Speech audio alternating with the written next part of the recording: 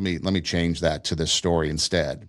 Because when my friend Chris died years ago when we were in high school, one of the lessons I learned that came out of that eventually, it wasn't immediate, wasn't right away, but I learned eventually through time, was that just being there for someone, even if you don't talk to them, even if there's no real interaction, but just being there for them. So maybe you just show up and sit on the couch.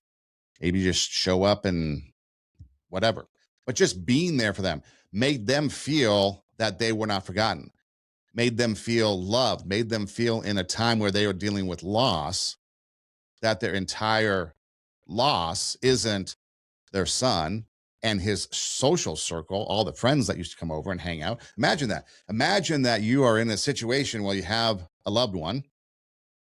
Let's say it's a kid and high school and all the activities. I mean, Chris had a pool, so there'd be a lot of pool parties. He had a band. People come over and practice in the band.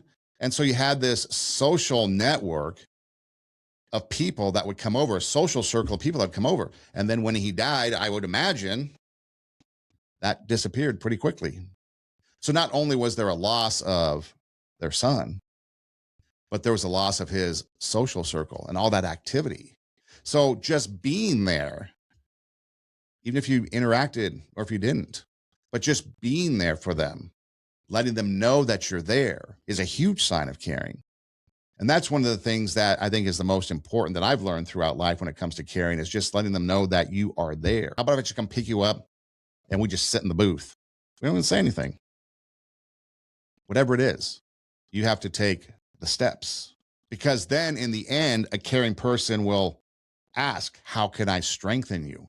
And you might not ask that intentionally, like verbally, but maybe that's in your mind. How can I strengthen them?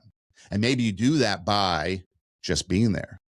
Maybe you do that by just a phone call, not a text, but a phone call. Maybe you do that, but hey, how can I help out? Can I bring you something? Can I get you something? Can I run errands for you? Is there something I can do?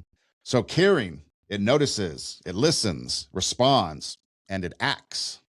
Take action. Because when we act, it's a visible sign of us caring.